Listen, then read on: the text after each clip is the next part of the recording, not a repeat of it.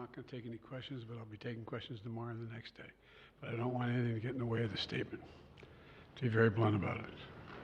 Not that you wouldn't just focus on the statement.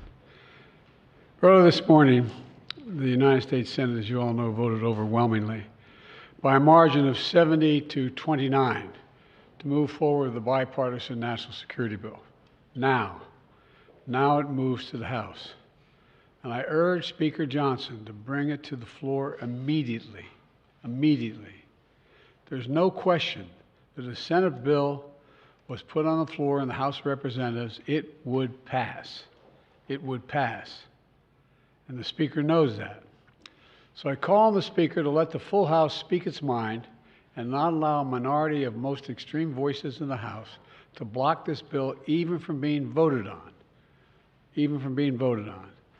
This is a critical act for the House to move.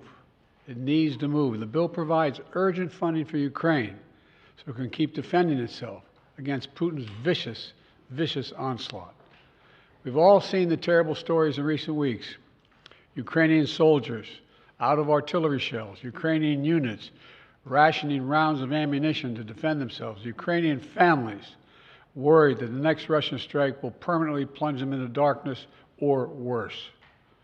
This bipartisan bill sends a clear message to Ukrainians and to our partners and to our allies around the world. America can be trusted. America can be relied upon. And America stands up for freedom. We stand strong for our allies. We never bow down to anyone, and certainly not to Vladimir Putin. So let's get on with this. Remember, the United States pulled together a coalition of nearly 50 nations to support Ukraine. We unified NATO, expanded it. We can't walk away now. That's what Putin's betting on. He just flatly said that. Supporting this bill is standing up to Putin. Opposing it is playing into Putin's hands. As I've said before, the stakes in this fight extend far beyond Ukraine. If we don't stop Putin's appetite for power and control in Ukraine, he won't limit himself just to Ukraine. And the cost for America and our allies and partners are going to rise.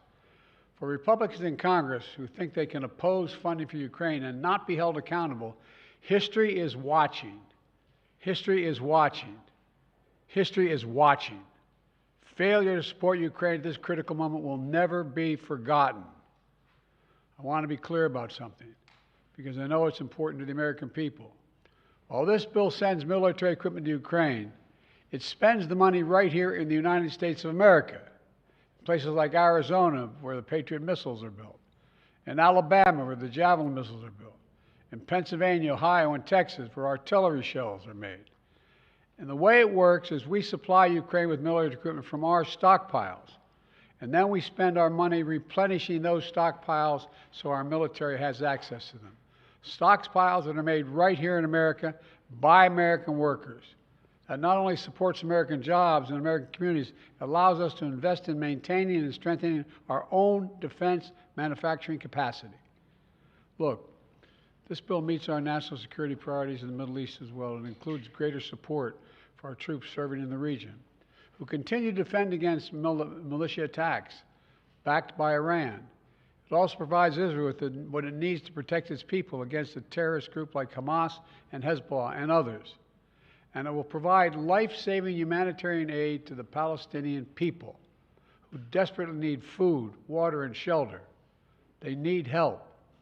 And finally, this bill includes critical funding for our national security priorities in Asia, because even as we focus on the conflicts in Gaza and Ukraine, we must not take our eye off our national security challenges in the Pacific. It's the responsibility of a great nation, and we are a great nation that the rest of the world looks to. And I mean that. The rest of the world looks to us. The stakes are already high for American security before this bill was passed in the Senate last night. But in recent days, those stakes have risen. And that's because the former president has sent a dangerous and shockingly, frankly, un-American signal to the world. Just a few days ago, Trump gave an invitation to Putin to invade some of our allies, NATO allies. He said if an ally didn't spend enough money on defense, he would encourage Russia to, quote, do whatever the hell they want, end of quote. Can you imagine a former president of the United States saying that? The whole world heard it. The worst thing is he means it. No other president in our history has ever bowed down to a Russian dictator. Well, let me say this as clearly as I can. I never will. For God's sake, it's dumb, it's shameful, it's dangerous, it's un-American. When America gives its word, it means something. When we make a commitment, we keep it. And NATO is a sacred commitment. Donald Trump looks at this as if it's a burden. When he looks at NATO, he doesn't see the alliance that protects America and the world. He sees a protection racket. He doesn't understand that NATO is built on the fundamental principles of freedom, security, and national sovereignty. Because for Trump, principles never matter. Everything is transactional. He doesn't understand that the sacred commitment we've given works for us as well. In fact, I would remind Trump and all those who would walk away from NATO, Article 5 has only been invoked once, just once in our NATO history, and it was done to stand with America after we were attacked on 9/11. We should never forget it. You know, our adversaries have long sought to create cracks in the alliance. The greatest hope of all those who wish America harm is for NATO to fall apart. And you can be sure that they all cheered when they heard Donald Trump, when they heard what he said. I know this, I will not walk away. I can't imagine any other president walking away. For as long as I'm president, if Putin attacks a NATO ally, the United States will defend every inch of NATO territory. Let me close with this. You've heard me say this before. Our nation stands at an inflection point in history, where the decisions we make now are going to determine the course of our future for decades to come. This is one of those moments. And I say to the House members, House Republicans, you got to decide. Are you going to stand up for freedom? Or are you going to side with terror and tyranny? You're going to stand with Ukraine? You're going to stand with Putin? Will we stand with America or with Trump? Republicans and Democrats in the Senate came together to send a message of unity to the world. It's time for the House Republicans to do the same thing, to pass this bill immediately, to stand for decency, stand for democracy, to stand up to a so-called leader hell-bent on weakening American security. And I mean it sincerely. History is watching. History is watching. In moments like this, we have to remember who we are. We're the United States of America. The world is looking to us. There's nothing beyond our capacity when we act together.